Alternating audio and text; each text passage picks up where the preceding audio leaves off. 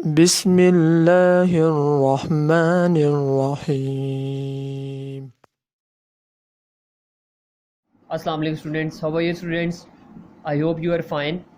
It's your physics lecture class 9 on the behalf of Leeds Grammar School.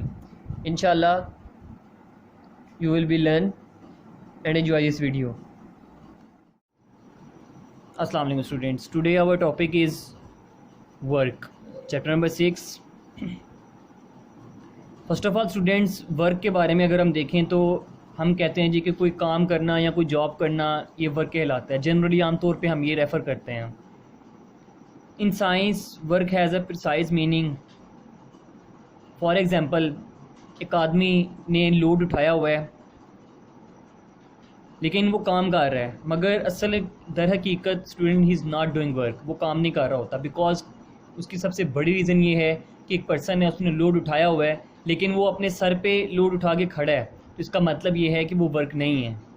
हम जब work की बात करें तो साइंटिफिकली वर्क कब डन होगा, जब कोई हम फोर्स लगाएंगे किसी ऑब्जेक्ट के ऊपर, यानी कि हम वर्क इस कब डन होगा जब हम एनर्जी का इस्तेमाल करेंगे किसी भी चीज़ को मूव करने के लिए। तो मैथमेटिकली स्टूडेंट्स जब हम इस चीज़ को डिस्कस करते हैं तो फर्स्ट ऑफ ऑल हम यहाँ पे देखते हैं कि मैथमेटिकली कि work is the product of force, यानी एफ जो हम फोर्स लगा रहे हैं, एंड डिस्प्लेसमेंट जो उसका डिस्टेंस है जहाँ पे कोई ऑब्जेक्ट पड़ा हुआ है, इन दी डायरेक्शन ऑफ फोर्स, यानी कि फोर्स की डायरेक्शन में। अगर फर्ज करते हैं हम ये मार्कर है, हम यहाँ पे इसको अब स्टूडेंट हमने वर्क करना है यानी पुश काम करना है, तो हम क्या कर रहे हैं, इस हैंड से मैं फोर्स लगा रहा हूँ और फोर्स किस तरफ लगा रहा हूँ, इस डायरेक्शन में। तो ये मार्कर भी स्टूडेंट किस डायरेक्शन में मूव किया है, उसी डायरेक्शन में। तो डेफिनेटली कि इन दी डायरेक्शन ऑफ फोर्स अगर हम प्रोडक्ट पड़े किन चीज़ों का, दो चीज़ों का, फोर्स एंड डिस्प्लेसमेंट, उसको हम नाम देते हैं वर्क डन। तो वर्क डन की डेफिनेशन स्टूडेंट यहाँ से आपको पता चल गया होगा कि force into displacement is called work done. Just like as your example, एक बॉक्स है स्टूडेंट्स, हमें यहाँ से पुश किया तो डेफिनेटली वो यहाँ पर इस डायरेक्शन में आएगा बाय थ्रो सम डिस्टेंस में। सम टाइम स्टूडेंट क्या होगा कि force and displacement do not have the same direction.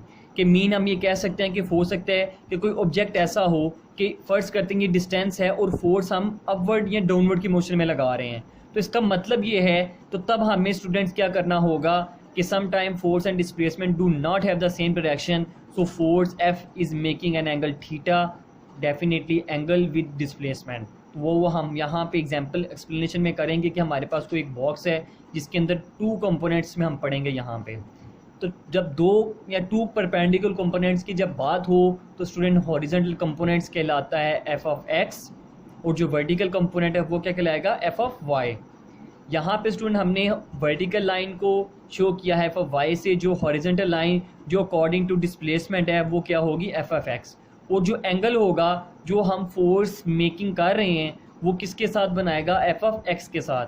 Just like as ये सेम डायग्राम जो फोर्स वर्क डन किया तो डेफिनेटली वो इस पोजीशन पे आ जाएगा। उसके बाद जब हम बात करें स्टूडेंट्स, सो डेफिनेटली हम रिजॉल्व कर रहे हैं फोर्स को इनटू टू परपेंडिकुलर कंपोनेंट्स के अंदर, F of X and F of Y.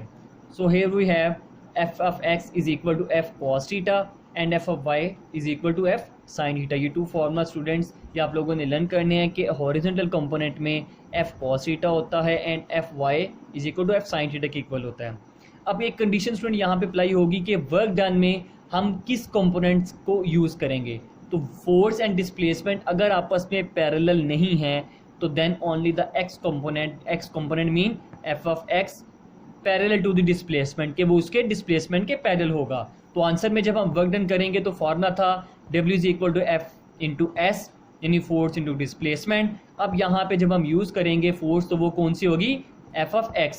So definitely F cos theta mean F X is equal to F cos theta. इसको हम जब यहाँ पे पुट करेंगे तो F cos theta into S, जब दोनों में हम इसको कंपेयर करके लिखेंगे यानी कि री राइट करेंगे तो एफ कॉस थीटा होगा।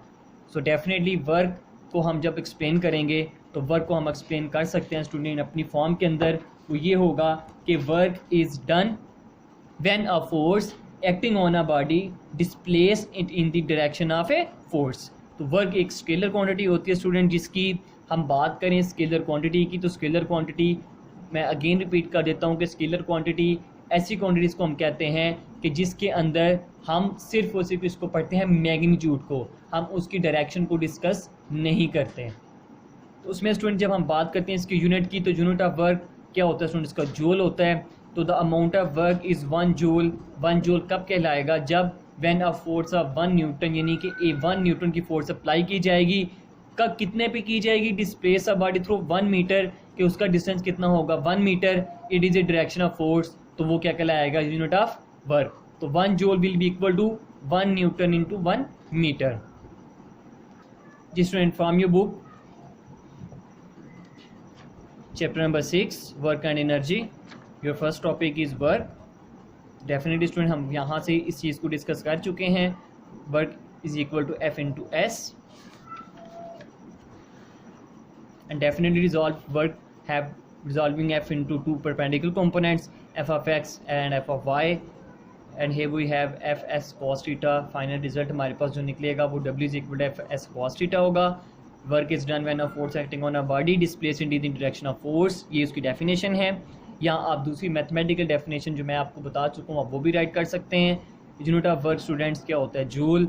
उसकी जो प्रॉपर यूनिट होता है joule is a small unit of work. इसके बिगर यूनिट्स क्या होंगे, 1 किलो जूल होंगे एंड 1 मेगा जूल हो सकते हैं, जिसको हम एज अ 10 की पावर 3 मेगा मीन 10 की पावर 6 को हम प्रीफिक्सेस के तौर पे लिख सकते हैं। इस टॉपिक को, इस लेक्चर को स्टूडेंट आप लोगों ने लर्न भी करना है, राइट भी करना है एज अ टेस्ट फॉर्म के अंदर। Send it to us. Stay home, stay safe, अल्लाह हाफिज़।